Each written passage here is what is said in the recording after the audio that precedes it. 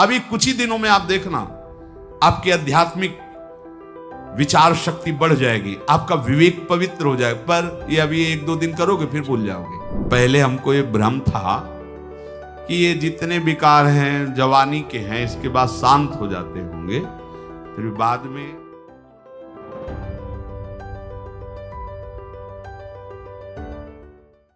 मेरे परायण होकर जो भी तुम्हारी क्रियाएं हो रही हो मेरे को अर्पित कर दो। यत करोषि, जो कर रहे हो कुछ तो करो, कोई सिद्धांत तो पकड़ लो। आज से नियम ले लो कि हमारा कोई भी 24 घंटे का समय भगवद अर्पित बिना हुए नहीं हम छोड़ेंगे उसे। अगर शयन में जा रहे हैं तो जागृत का पूरा हिसाब प्रभु के चरणों में दीजिए, और शयन के बाद जब जगिए तो पूरा शयन दीजिए प्रभु को। प्रभु 10 बजे सोए थे और अभी 1 बजे 2 बजे जो जगे, तो प्रभु ये समय आपके चरणों में समर्पित है। इसमें जो हम नींद में हुए या जो भी नाम जप किया, जो प्रभु आपके चरणों में। अब फिर सुबह जागृत में ये विचार करते रहो, ये क्रियाएं सब प्रभु की प्रसन्नता के लिए हो रही। नाम जप करते रहो, हर क्रिया प्रभु को अभी कुछ ही दिनों में आप देखना आपकी आध्यात्मिक विचार शक्ति बढ़ जाएगी, आपका विवेक पवित्र हो जाएगा। पर ये अभी 1-2 दिन करोगे फिर भूल जाओगे। भूलो नहीं, अगर भूलते रहोगे तो ज्यादा समय नहीं अपने लोगों के लिए पास। ये बहुत डींगे हाँकते हैं हम अभी बड़ा समय। ब्रह्मा जी के देश में ब्रह्मलोक में ऐसे कमल की पंखुड़ी में ऐसे छेदो तो अपने यहाँ का 1 वर्ष हो जाता है। अगर वो 80 बार ऐसे कर दिए तो हम गए 80 साल ही होगी वो तो उम्र, 60 70 80 85 कितनी उम्र है। बहुत जल्दी तत्पर हो जाओ। पर सब कोई तत्पर नहीं होगा, सब तत्पर हैं यहाँ जगत सजाने में। अरे हम जगत सजाने के लिए नहीं आए, हम जगदीश को पाने के लिए आए। ये हृदय का चिंतन बदलो, क्योंकि ये जरा मरण स्वरूप में नहीं होते, ये शरीर में होते हैं। अब स्वरूप का परिचय ही नहीं। लोग बहुत जानकार जैसे ज्यादा बातें बनाते तो कहते भैया 3.5 हाथ के शरीर में रहते हुए कई साल हो गए? बोले 40। तो जाना तुम कौन हो भाई? हो कि 100-200 हाथ का है तो खोजने में समय लगेगा। 3.5 हाथ के शरीर में आप हैं, आप अपने को नहीं जानकारी कर पाए तो आप कितने बड़े जानकार हैं? औरों की जानकारी क्या लोगे? आप अपनी जानकारी नहीं कर पाए, 3.5 हाथ के शरीर में हो, कैसे भूल भुलावे में हो? बोले हम तो रोज अपने को देखते, शीशा में देखते हैं, बढ़िया गोरे चिकले गाल और सब। ये तो प्रकृति की रचना का पंचभूत का एक नमूना है। ये नमूना है, नमूना हमारा थोड़ी स्वरूप है। बस ये पहली सूरज गई तो जरा मरण मोक्षा है, क्योंकि जरावस्था इसी में होती है और मरण अवस्था भी इसी की होती है। प्रकृति के कार्य शरीर के साथ जब तक तदात्म रहेगा तब तक जरा मरण मोक्षाय नहीं हो पाएगा। संबंध विच्छेद करना ही है इस शरीर से। सारी चेष्टा इसी शरीर के सजाने की है और शरीर को मैं मानने की पुष्टता की है। और हम बनते हैं साधक, हम बनते हैं अध्यात्म मार्ग के पथिक। जब कोई उपासक शरीर के साथ तदात्म मैं आज तक नहीं भूल पाए, देखो ना, जब आप तिलक लगाते हैं शरीर के माथे पे लगाते हैं, अपने माथे पे लगाते हैं, वो समय आता है क्या? नहीं, एक एक बाल संभाल करके, क्योंकि मैं हूं, मैं, बस यही अंतराय है। अब ये गूढ़ बात कैसे समझ में आएगी? यहां तो बात समझने के लिए बस इतनी कि वो उपाय बताओ जिससे चेक पर चेक पास होती है। वो उपाय बताओ जिससे खूब भोग भोगने के लिए बल बढ़े और खूब भोग मिले। बस जीने की। जीते किसके लिए हो? इसका उत्तर नहीं। इसका उत्तर नहीं किसके लिए जी रहे हैं। भोगों के लिए जी रहे हैं, भोग भोग रहे हैं, जीने के लिए। बस इतना ही क्रम है मूढ़ता का। शरीर के वृद्धावस्था होने पर जब शरीराभिमानी मैं मानता रहा है, अब वो अपने को मान लेता है कि मैं वृद्ध हो गया हूं, पर वासना बहुत प्रबल हो जाती वृद्धावस्था में। पहले हमको ये भ्रम था कि ये जितने विकार हैं जवानी के हैं, इसके बाद शांत हो जाते होंगे। फिर बाद में अन्य वृद्धजनों से बात करके और शास्त्रों से पता चला कि यदि 40 40-45 की अवस्था, पूज्य पंडित श्री गया प्रसाद जी की वाणी, 40-45 वर्ष की अवस्था तक आपने अपने विकारों पर विजय प्राप्त नहीं की तो आगे और भयंकर रूप धारण कर लेंगे। और वृद्धावस्था में तो ये ज्वलंत, लोग कहते जवानी में विकार ज्वलंत होते, नहीं नहीं, वृद्धावस्था में होते, क्योंकि अब उसकी दुर्गति करवानी है ना। अंदर विकार भरे होते हैं और शरीर भोग लायक नहीं होता, बस मिटिया मिट, वो मलिन विचार उसके आगे बढ़ने नहीं देते। ये देखो कैसे जरा मरण मोक्षाय हो पाओगे। अभी से सुधार करो, आज से सुधार करो। एक आए थे हितधाम में, वो आप लोग जानते हैं उनको, उन्होंने कहा कि हम विरक्त वेश लेना चाहते हैं।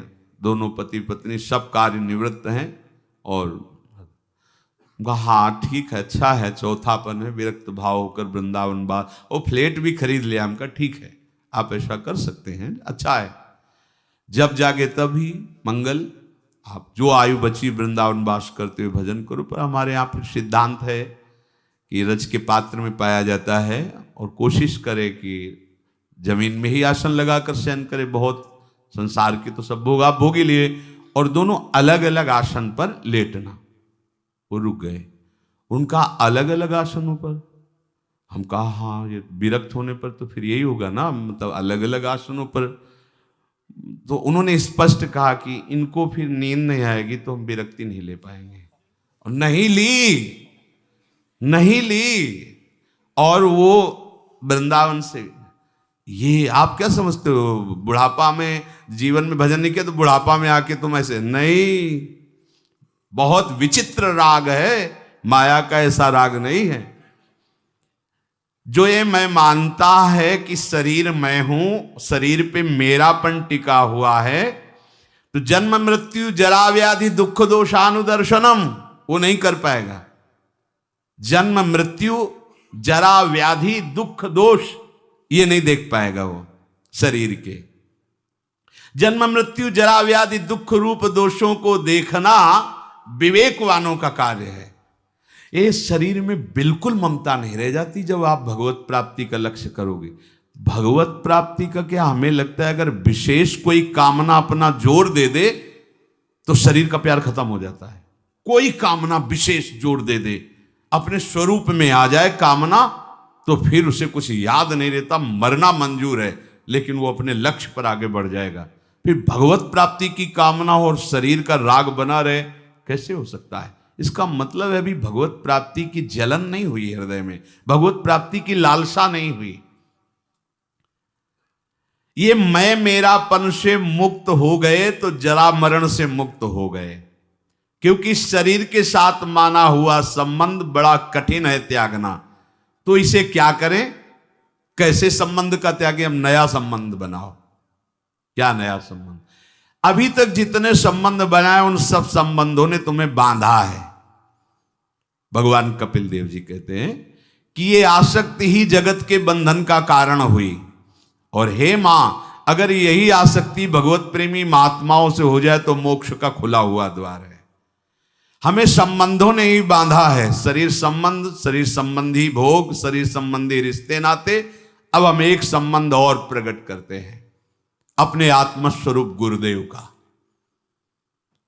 मन वचन कर्म से हम आचार्य और गुरुदेव की शरण में होते हैं। अब ये जीवन यंत्रवत वैसे ही चलेगा जैसा आदेश होगा, खत्म खेल। देह भाव कब नष्ट हो गया आपको पता नहीं चलेगा। जिन वैराग्य की सीढ़ियों को लांघना विवेक के द्वारा बहुत कठिन पड़ता, बड़ा लंबा समय जाता, छोटी छोटी अवस्था में कोई ज्ञान नहीं है, उन वैराग्य की सीढ़ियों को आगे लांघते हुए निकल गए गुरु कृपा पात्र जन। हम अगर ये संबंध मान ले, प्रथम ही सेवहु गुरु के चरण, जिन या धर्म कहो सब करन, नाम प्रताप बताइयो। आप इस चाल को समझना, ये मन बुद्धि इस बात को स्वीकार नहीं करते हैं। एक गुरु का संबंध केवल एक व्यवहार मात्र कर लेते हैं। गुरु मानने वाले लाखों हैं, लेकिन गुरु की मानने वाले अंगुलियों में गिने जा सकते हैं। अपने मन वचन कर्म से ठान लो कि अब मेरा जीवन बिक गया, कोई अस्तित्व नहीं। गुरु ने नाम देकर मंत्र देकर खरीद लिया है, अब वो जैसा चाहेंगे वैसा चलेगा। ये सब ठीक हो जाएगा, सब ठीक हो जाएगा। जितने भी महापुरुष हुए हैं सबने गुरु महिमा का गान किया है। बिना गुरु कृपा के इस मैं और मेरापन से हटना बड़ा कठिन होता है, घूम घूम करके छाया रहता है। देख लो, यहां बैठे हो इसलिए देख सकते हो, देख लो जब से चले हो तब से अब तक मैं और मेरे के ही घेरे को नहीं पार कर पाए हो, देख लो। और जो जितना समर्पित है मैं मेरा का घेरा उतने उसका शिथिल होता चला जाता है। ये आत्मसमर्पण से सब ठीक हो जाएगा। हमारा प्रगट में शासन चाहिए, क्योंकि छवि तुम्हारे घर में विराजमान हो, कभी तुम्हें डांटी क्या? तुम्हारा जैसा मन आवे छवि के सामने करो, कर सकते हो। प्रगट में गुरु के सामने एक भी चेष्टा अगर प्रतिकूल की तो डांट पड़ जाएगी, सभा में तुम्हें गलती माननी पड़ेगी। लेकिन छवि के सामने यद्यपि वो वहीं भी विराजमान है, पर आपकी वृत्ति सुधरने के लिए छवि से काम नहीं चलेगा। प्रगट में चाहिए जो हमें दुलार भी करे और हमें शासन भी करे और हम यंत्रवत चले, बस भगवत प्राप्ति हो गई। ऐसा ना होता तो भगवान श्री कृष्णचंद्र जो नीचे बैठते हैं, संदीपनी जी ऊपर बैठते हैं। संदीपनी जी कौन है? बोले भगवान के गुरु हैं। क्या पढ़ा रहे हैं? बोले वेद पढ़ा रहे हैं। वेद कौन है? बोले भगवान के श्वासों से निकले हैं। जाकी श्वास वेद श्रुति चारी, सो हरि पढ़े ये अचरज भारी। संदीपनी जी के गुरुदेव भगवान कुछ समय के लिए विक्षिप्त का स्वांग किया, पागल जैसे। जितने शिष्य थे सब भाग खड़े हुए, लोग शंका फेंक रहे हैं, थूक रहे हैं, मार रहे हैं, ऐसा मनो पागल हो गए। ऐसा काफी समय तक ये उन्माद स्थिति रही उनकी। एक दिन शांत भाव में हुए तो देखा संदीपनी जी ही केवल पास में, तो उनका बेटा और सब कहां गए? बोले गुरुजी वो तो अपने घर चले गए। क्यों? क्योंकि आपकी चेष्टा ऐसी प्रतिकूल होती थी, मारना, थूकना, पेशाब फेंक देना, ऐसा, तो लोग तो सब और तुम क्यों नहीं गए? बोले गुरुजी फिर आपको भोग कौन लगाता, आपका स्नान कौन कराता, बस। तो क्या हमारी प्रतिकूल चेष्टा तुम्हारे प्रति नहीं हुई? गुरुजी अब हमारा जीवन ही नहीं है, वो जीवन तो आपका जीवन है। अब जैसा आप हो, तो हमें कुछ इसलिए बुरा नहीं लगा कि ना मेरा तन है, ना मेरा मन है, ना मेरा प्राण है। हमने तो आपके चरणों में समर्पित कर दिया। अब आप चाहे मारो या दुलार करो, इससे मुझे कोई मतलब नहीं, क्योंकि ये जीवन आपका है। आंसू आ गए गुरुदेव के, हृदय से लगाए। और बेटा, जिस परब्रह्म की उपासना हमने की, उपासना के बल से जिसका साक्षात्कार किया, वही ब्रह्म तुम्हारा शिष्य बनेगा करके। वही संदीपनी जी ऊंचे आसन पर बैठे और जगत गुरु भगवान श्री कृष्ण हाथ जोड़े नीचे बैठे, उनकी आज्ञा का पालन कर रहे हैं। चाहे शिव विरंच सम होई, गुरु बिनु भवनिधि तरे न कोई। क्यों? क्योंकि ज्ञान हो सकता है तुम्हें, चतुराई आ सकती है तुम्हें, लेकिन अहम की वृत्ति का नाश समर्पण से ही होता है। वो जब समर्पित हो गए, अब जैसे कह रहे हो वैसे हम चल रहे हैं। हम तो कुछ कर नहीं रहे, जो करवा रहे हैं, जैसे चला रहे हैं। अहम खत्म, दैन्यता तो मैं मेरापन गया। यही है बंधन का कारण, मैं और मेरा, अपना अस्तित्व, अपना अलग भाव। देह की सीमा में जब तक हम बंधे तब तक महात्मा नहीं हो सकते। महात्मा का सर्वात्म भाव होता, सर्वात्म भाव। सब रूपों में मेरे आराध्य देव, या सब रूपों में मैं, ब्रह्मज्ञानी सब रूपों में मैं, भक्त सब रूपों में आराध्य देव। मामाश्रित यतन्तिते, जिसने मेरा आश्रय ले लिया, मेरे आश्रित होकर जब मैं साधन कराता हूं तो अभिमान नहीं होता। और जब उपासक स्वयं में कर्ता भाव लेकर यत्न करता है तो अभिमान छुपा पुष्ट होता रहता है। मैंने ऐसा कर लिया जिससे मुझे ऐसा अनुभव हुआ, और मैं ऐसा कर लूंगा जिससे मुझे ऐसा अनुभव होगा। ये सब अहम की धरा में होता है। और जब मेरा आश्रय ले लिया जाता है तो उसको ये अनुभव होता है कि प्रभु ने ऐसा कराया, तो ये अनुभव हुआ, प्रभु ऐसा करा लेंगे तो वो भी अनुभव हो जाएगा। उसके जीवन में सावधानी ये रहे कि आलस्य और प्रमाद ना आने लगे कि भगवान की कृपा से सब हो जाएगा तो भजन करने की जरूरत क्या है, गुरु कृपा से सब हो जाएगा, अब भजन करने की जरूरत नहीं। अच्छा चलो ठीक, तो फिर प्रमाद करके अन्य जो असाधन है वो भी करने की तुम्हारी रुचि नहीं होनी चाहिए। पक्का समझो बस इसी से हो जाएगा।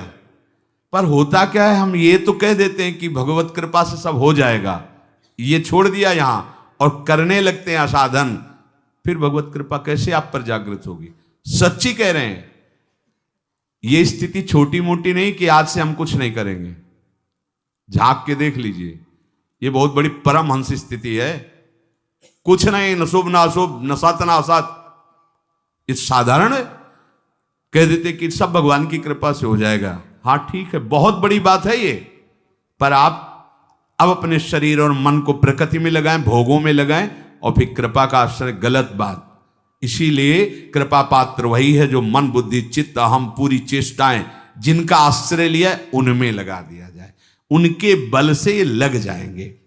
जो नित्य निरंतर प्रभु का चिंतन करता है, प्रभु का आश्रय लेकर के, तो उसका शरीराभिमान नष्ट हो जाता है, उसका कर्ता भाव नष्ट हो जाता है, स्थायी भाव उसके हृदय में आ जाता है भजन का। अभी अस्थाई है, थोड़ी देर भजन हुआ, थोड़ी देर विषय चिंतन हुआ, थोड़ी देर प्रभु अच्छे लगे, थोड़ी देर संसार अच्छा लगा।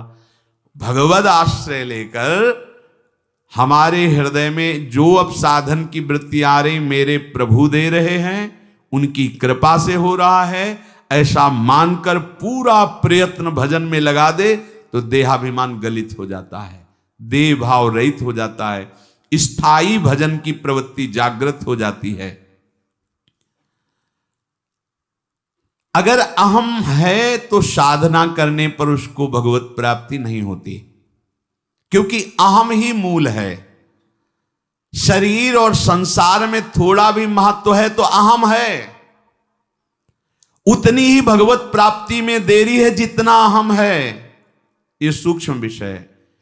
इन बाधाओं को दूर करने के लिए आत्मसमर्पण अत्यंत आवश्यक है। संसार की स्वतंत्र सत्ता नहीं है, शरीर की स्वतंत्र सत्ता नहीं है। विचार करो, ये यंत्रवत वैसे ही माया से चल रहा है, यंत्रारूढ़ानिमम माया। तुम वैसे भी कुछ नहीं कर रहे हो, त्रिगुण माया के द्वारा हो रहा है। अब तुम ये स्वीकार कर लो कि प्रभु का मैं हूं, तो माया से त्रिगुणातीत भाव की तरफ आप बढ़ जाओगे। जो प्रभु का आश्रय लेकर के प्रभु के बल से यत्न करता है, उसका अहम गलित हो जाता है और प्रभु की कृपा से उसका साधन तीव्र हो करके उस जरा मरण मोक्षा स्थिति को प्राप्त हो जाता है।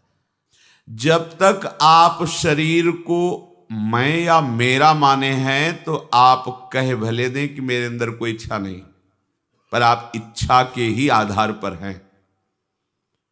और जब आप स्वरूप स्थित होंगे तो भले आप मांग करें लेकिन वो आपकी इच्छा नहीं होगी। ये बड़ा सूक्ष्म विषय है। ब्रह्मबुद्ध संपन्न महापुरुषों को देखा गया, श्री परमहंस रामकृष्ण देव जी सत्संग बीच में बोले, थोड़ा सा पकोड़ा लाओ फिर सत्संग करेंगे, हुक्का लाओ। विवेकानंद जी कभी कभी प्रार्थना करते, भगवान सत्संग के बीच में तुम क्या जानो। इच्छा रहित महापुरुषों की इच्छा सहित चेष्टा देखने पर भी वो इच्छा रहित है। देह भाव से युक्त इच्छा रहित कहने पर भी वो इच्छा सहित ही है। वो जानता नहीं है, उसकी अभी सूक्ष्म विवेक शक्ति जागृत नहीं हुई जिससे वो जान पाए। स्वरूप में कभी कोई इच्छा ना थी, ना है, ना रहेगी, और देह भाव में कभी इच्छा रहित तो हुआ ही नहीं जा सकता, बनी ही रहेगी इच्छाएं। इच्छाओं का मोड़ कर दिया जाए, इच्छा की धारा को बदल दिया जाए। प्रभु की प्राप्ति की इच्छा, ये महापुण्य हो गया, ये बड़ी लाभ की बात हो गई। पर ये बिरले की ही हृदय में जागृत होती है, नहीं तो सर्वभूतानि सम्मोहम, ये सब मोहित केवल इच्छाओं से ही हो रहे हैं। ये मिल जाए, ये मिल जाए, ये कार्य बन जाए, ऐसा हो जाए, वैसा हो, पूरा जीवन। कोई बिरला, बिरला जो सत्संगी है, महानुभाव का सेवन करता है। यो महानुभाव सेवते कस्तरति कस्तरति मायाम, कौन तरता है इस माया से, कौन तरता है? यो संगः त्यजति, जो विषयी पुरुषों का संग त्याग देता है। यो महानुभाव सेवते, जो महापुरुषों का संग स्वीकार करता है। महापुरुषों का संगी ही वो बिरला होता है जिसके हृदय में ये इच्छा जागृत हो जाती है। आशास्य दास्यम वृषभानुजायास तीरे समध्यास्च भानुजाया, कदानु वृंदावन कुंजवी थी स्वहम नु राधे हृतिर्भवेयम। हे लाडली, वृंदावन की गलियों में भिक्षा मांगते हुए मुझ भिक्षुक को कभी आप कृपा करके अपने श्री चरणों की दास्ता रूपी भिक्षा दे दो। यही आशा लगाए आपकी कृपा से हम वृंदावन की रज का सेवन कर रहे हैं। ये इच्छा, ऐसी इच्छा जिसमें सब इच्छाएं भस्म हो जाए, भगवत प्राप्ति की इच्छा। दर्श बिन दुख न लागे नैन, जब से तुम बिछुरे प्यारे कबहु न पायो चैन। दर्श बिन दुख न लागे नैन, हृदय में पीड़ा पैदा हो जाए, अन्य कोई विचार ही न रह जाए। ये मुमुक्षुता, ये भगवत प्राप्ति की इच्छा इतनी प्रबल हो जाए कि जीना भार लगने लगे। ऐसे ब्रह्मबोध नहीं होता, ऐसे भगवत प्रेम नहीं होता। बैलेंस बना के चलने से मन भी राजी रहे, इंद्रियां भी राजी रहे, भगवत प्राप्ति भी हो जाए, नहीं। इनकी भारी ताप को सहने की सामर्थ्य उपासक में होनी चाहिए। जब इनके आप प्रतिकूल चलेंगे और अध्यात्म के अनुकूल चलेंगे तो जलाना चाहेंगी ये इंद्रियां। इंद्रियों को भी भगवान ने प्रमथन स्वभाव वाली कहा है और मन को भी प्रमथन स्वभाव वाला कहा है। ये दोनों साधक को जलाते हैं, मथते हैं, विषय की तरफ आकर्षित करते हैं। उसी आकर्षण को सह जाता है, वही बिरला कहा जाता है। टूट गया सो विषयी, सह गया सो महात्मा, सहत सहत बाढ़े भगति। श्री भगवान कह रहे हैं, एषाम त्वंत गतम पापम जनानाम पुण्य कर्मणाम ते द्वंद्व मोह निर्मुक्ता भजन्ते माम दृढ़व्रता। जिन पुण्य कर्मा, कल चर्चा हुई थी कि जितने पुण्य हैं इस त्रिभुवन में वो सब आधे हैं। पूर्ण पुण्य यही माना जाता है कि मुझे इसी जन्म में प्रभु से मिलना है। ये बात हृदय में, वाणी में ही नहीं, केवल वाणी में कहने से नहीं बात बनेगी। ये हृदय की बात हो जाए कि अब तो प्रभु के बिना हमारा जीवन निस्सार है, अब कहीं कुछ अच्छा नहीं लगता। आपके हृदय में जब प्रभु के मिलन की बात आ जाएगी तो आपको विषय भोग बमन की तरह दिखने लगे, घृणा होगी बात सुनने पे। अलम विषय वार्तया नरक कोटि भी वत्सया। विषय क्रिया की तो बात जाने दो, विषय की बात सुनते ही आपके अंदर घृणास्पद भाव आ जाए। कैसी बात? अलम विषय वा, बंद करो विषय वार्ता, जो करोड़ नरकों से भी घृणास्पद है। नहीं, विषय भोग, निद्रा, चैन से उसे नींद आती है? नहीं, नींद नहीं आती, क्योंकि नींद तमोगुण जनित विश्राम स्थिति होती है और उपासक तो त्रिगुणातीत लक्ष्य में स्थित हो चुका है, उसे नींद कैसे आएगी। रात का एकांत समय अपने आराध्य देव के लिए आंसू बहाता हुआ व्यतीत करता है उपासक। और वो बड़ा महामहिम भाव है। वहां तक पहुंचने के लिए हमें बहुत कुछ मिटाना होगा, बहुत कुछ हमें जलाना होगा। ये घर फूंक तमाशा देखना होता है, कुछ भी अपना ना रह जाए, कोई भी अपना बल ना रह जाए, न तपस्या का न भजन का। काहू के बल भजन को काहू के आचार, अपबल तपबल और बाहुबल चौथो बल है दाम। सूर किशोर कृपाते सब बल हारे को हरि नाम। ये अश्रु उसी के निकलते हैं जिसके हृदय में केवल बल महारानी जी का होता है। मेरे बल श्री वृंदावन रानी। एक एक वृत्ति से भजन होता है, एक एक वृत्ति से। भरोसा लाडली जू के गोरे चरणारविंद का। अब कोई और चिंतन नहीं रहा, तो जिसके चिंतन में जीवन समर्पित किया उसके अनुभव के बिना साफ शून्य लगता। कैसे नींद आ जाएगी। हंसी, ये हंसी मजाक कैसे उसको अच्छी लगेगी। उसका हृदय तो अपने प्रीतम के मिलन के लिए व्याकुल हो गया। हंसी मजाक कुछ अच्छा नहीं लगता। ये तो भगवत प्रेम की बात है। पूज्यपाद शिवड़िया बाबा जी महाराज जब स्वरूप बोध के लिए व्याकुल हुए, मुमुक्षुता बढ़ी, लगने लगा जीवन निस्सार है, क्या करूं, कहां जाऊं, किससे पूछूं, कैसे मुझे शरीर रहित स्वरूप का अनुभव हो। अभी तो जब चिंतन होता है तो यही पंचभूतों से रचित शरीर मैं हूं, मेरा है, ऐसा ही भान होता है। स्वरूप का तो अनुभव ही नहीं हो रहा। इतनी व्याकुलता बढ़ी, प्राण त्यागने की स्थिति आ गई। विचार किया शरीर को रख के क्या करेंगे जब बोध नहीं हो रहा। गंगा जी में इस शरीर का विसर्जन कर देते हैं। तैयार हो गए। लौकी का कमंडल था उसे भी फेंक दिया, अचला भी फेंक दिया। कगार से कूदने को उद्यत हुए उसी समय फिर विवेक ने रोका। क्या इससे आत्मबोध हो जाएगा। फिर निराश हो गए। ऐसी मृत्यु दशा आती है प्रेमी उपासक में।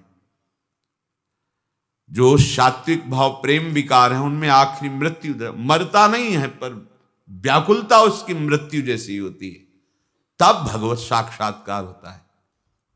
जब जिया ना जाए, जैसे जल में कोई डुबो दे तो हम श्वास के लिए व्याकुल हो जाते हैं। अब न मिली तो प्राण निकल जाएंगे, बस ऐसी स्थिति। अब न मिली प्रियाजू तो प्राण निकल जाएंगे। ये स्थिति ये किसी क्रियाओं से नहीं होती है, ये संबंध से होती है। संबंध आचार्य कृपा गुरु कृपा से होता है। जो हमारी स्वामिनी हैं, जिनकी हम चरण दासता से युक्त हैं, उनको हमने देखा नहीं, उनसे हमने बात नहीं की। हमारा ये आज का भी दिन चला गया, आज की भी रात्रि चली गई, ऐसी व्याकुलता बढ़ती है। पर ये हमारी पाप प्रवृत्तियां और पाप वासनाएं पूर्व से दबी हुई अंदर एक परत की परत लगी हुई है। जो पाप है उसको नष्ट करना सहज है। बहुत विधान है तीर्थों में, अनुष्ठानों में कि ऐसे ऐसे पाप नष्ट हो जाते हैं। लेकिन पाप प्रवृत्ति, पाप वासना जड़ से नष्ट हो जाए, ये केवल प्रभु के ही हाथ की बात है। वही कृपा करके नष्ट करते हैं। यहां प्रभु कह रहे, एशाम त्वंत गतम पापम जनानाम पुण्य कर्मणाम ते द्वंद्व मोह निर्मुक्ता भजन्ते माम दृढ़ व्रताहा। दृढ़ व्रत लेकर के जो मेरा भजन करते हैं वो द्वंद्वों से मुक्त हो जाते हैं, या जो द्वंद्वों से मुक्त हो गए वही दृढ़ता पूर्वक मेरा भजन करते हैं। जो भजन मार्ग में जब चला जाता है तो हमारा हृदय ही हमारे प्रतिकूल होने लगता है। दूसरे की क्या कहे, क्योंकि बहुत जन्मों से ये संसार में राजी रहा है। चार मित्र हों, हंसी मजाक की बातें हों, इंद्रियों के अनुकूल भोग मिलता रहे, शरीर स्वस्थ रहता, जो हम इच्छा करें वो हमें प्राप्त होता, बस यही जीवन का परम लाभ मिलता। यदि ऐसा हो जाता, सबकी इच्छा यही रहती है, हर शरीरधारी की यही इच्छाएं रहती है। उपासक इन्हीं इच्छाओं का मर्दन कर देता है। हमें किसी क्रिया का फल नहीं चाहिए, हमें किसी क्रिया की पूर्णता नहीं चाहिए।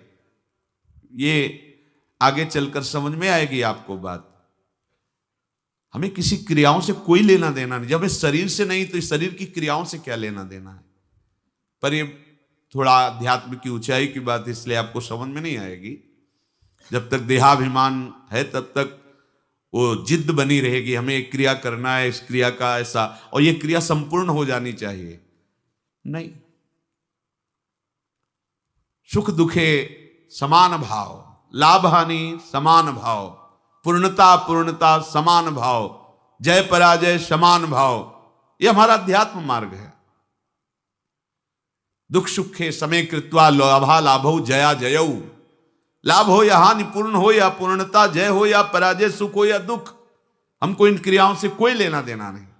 बस आज्ञा पालन करते हुए समय हम व्यतीत कर रहे हैं। हम क्रिया के फल स्वरूप कुछ नहीं चाहते। शरीर से असत क्रियाएं ना हो इसलिए सत्क्रियाएं हो रही। हम प्रभु के संबंधी हैं, बस उस संबंध का जागरण हो जाए, स्वीकृति हो जाए और संबंधी मिल जाए, यही जीवन का परम लाभ है। हमारे संबंधी हैं प्रिया प्रीतम, श्यामा श्याम। हमारा सिद्ध संबंध है, किसी के करने कराने से नहीं है। हमारा सिद्ध संबंध प्रियालाल से है। बस उसी की स्वीकृति का सारा खेल है। उनकी स्वीकृति हमारे हृदय में ऐसे हो जाए कि अन्य स्वीकृतियां सब नष्ट हो जाए। हम करना चाहते हैं स्वीकृति, पर अन्य स्वीकृतियां मिटाना नहीं चाहते। बातें हैं, हम मीरा जी की तरह कहना चाहते हैं मेरे तो गिरधर गोपाल, लेकिन मीरा जी की तरह अन्य संबंधों को मिटाना नहीं चाहते। दूसरो न कोई, देख लीजिए, ये शरीर भी मेरा नहीं है, मन भी मेरा, दूसरो न कोई, मेरे तो गिरधर गोपाल, दूसरो न कोई, न कोई दूसरो। बहुत सूक्ष्म विषय है। स्थूल दृष्टि से देखो तो दूसरो न कोई, सूक्ष्म दृष्टि से देखो तो दूसरो न कोई, मेरे तो गिरधर गोपाल। ये जब तक पाप वासना, पाप प्रवृत्ति, तब तक ये बात नहीं आती, वाणी से भले बोलते रहे। ये जो द्वंद्व हैं, लाभ हानि, सुख दुख, पूर्णता अपूर्णता, जय पराजय, इन्हीं पर हमारी दृष्टि रहती है। द्वंद्व मोह निर्मुक्ता तब भजनते माम दृढ़व्रता, तब दृढ़ व्रत होता, स्वयं भजन चलता है। जैसे धड़कन चल रही है ऐसे भजन चलता है, फिर भजन करना नहीं पड़ता। ये क्रियापूर्ण, ये क्रियापूर्ण, ये क्रियापूर्ण, हमारी बहिर्मुख वृत्ति रहती। देखो अंदर, ये उपासना की चढ़ाई की बात है। प्रारंभिक में तो गोली डंडा भी बनाता है विद्यार्थी तो शाबाशी दी जाती है, लेकिन पूर्णता की तरफ जब गति, तो फिर उसी को डांटा जाता है। कब तक बनाता रहेगा गोली डंडा, कब तक इतना ही चलता रहेगा। आगे बढ़, आगे बढ़ना, बहिर्मुखता का त्याग करके अंतर्मुख होना। सर्वात्मना न विसृजेत बहिरिंद्रियाणि, एकश्चरण राश्चित्त मनन्ते से युंजीत तद वृत्तिषु साधुश्चेत प्रसंगः। जिनके संग से भगवत प्रसंग का, श्रवणेन्द्रिय में अमृत पान करने का सौभाग्य मिलता, बस केवल उन्हीं महत्पुरुषों का संग। नहीं तो एकश्चरण, अंदर अकेला विचरे, अंदर अकेला अर्थात केवल प्रभु को लेकर चिंतन चलता रहे। हम अकेला विचरने का मतलब शरीर को लेकर समझते हैं। शरीर को ले लिया तो अकेला कहां हुआ, पूरा प्रपंच हो गया, सारा संसार यही है। प्रायः अध्यात्म की सूक्ष्मता को न जानने के कारण साधक शरीर को लेकर ही विचरता रहता है। ध्यान दीजिएगा, 24 घंटे में 1 मिनट भी शरीर का विस्मरण नहीं करते आप। वो नींद में सुषुप्ति में हो जाए, गाढ़ अवस्था में तो बात अलग है। नहीं, हर समय बहिर्मुख वृत्ति से इसी शरीर की क्रिया, शरीर का चिंतन। आराध्य देव की ऐसी स्मृति जिसमें अंतर्मुखता की गाढ़ स्थिति, शरीर का विस्मरण। अब आई है अध्यात्म की रंग वृत्ति, क्योंकि द्वंद्व से मुक्त हुआ, मोह से मुक्त हुआ उपासक निरंतर भगवदाकार वृत्ति रहती है। सभा में बैठा हो या शरीर किसी एकांत गुफा में बैठा हो, कार्यरत हो या क्रिया रहित हो, उससे कोई फर्क नहीं पड़ता। कर्माणि श्रुति बोधितानि नितराम कुर्वन्तु कुर्वन्तु मा गूढ़ाश्चर्य रसास्त्रगादि विषयान गृह्णन्तु मुञ्चन्तु वा। निर्विषय होकर बैठा हो या विषय सेवन कर रहा हो, शास्त्र सम्मत कार्यों में रत हो या क्रिया रहित हो, कोई फर्क नहीं पड़ता।